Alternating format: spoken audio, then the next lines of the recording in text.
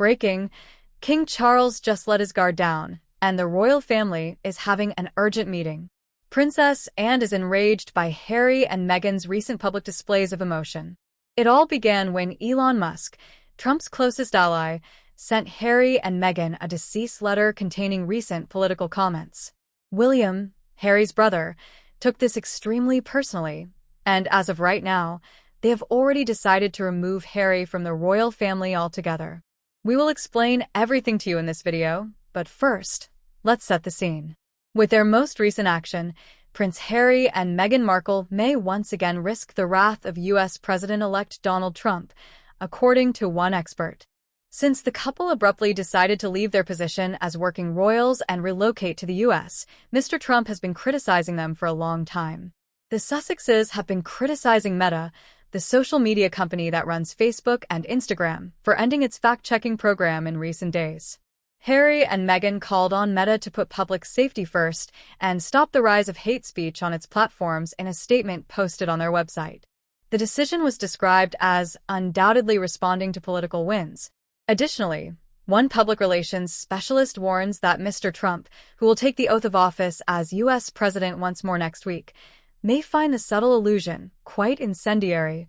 Unfortunately, there could be a repercussion from this, especially with Trump, poking this ginormous bear and not expecting something back from it, PR expert Nikki told Newsweek.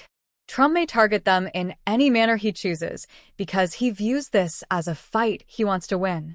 We know Trump is not a fan of theirs, and this could be a way to negatively affect them, he continued. That is why this is quite incendiary in that regard. I don't believe that this is the end of it, or that it will end. Harry and Meghan's verbal sparring with Mr. Trump began in 2020, during the Trump-Joe Biden election campaign, when the Sussexes made an appearance in a video urging people to vote against hate speech. Some said the comments violated the Sandringham Summit Agreement, which was formalized when the couple resigned their royal duties in 2020, even though they did not name anyone.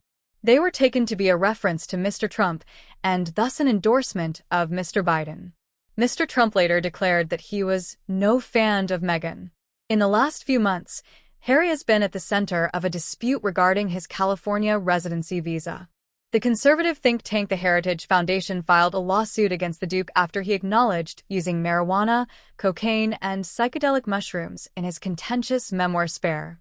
The lawsuit claimed that the U.S. government ought to make records of the Duke's visa application available to demonstrate whether or not his drug use was disclosed.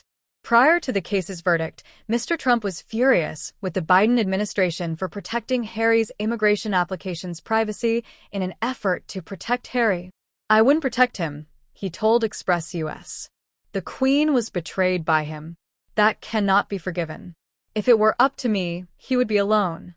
In an interview with Nigel Farage on GB News a few days later, he was also questioned about this position regarding Harry.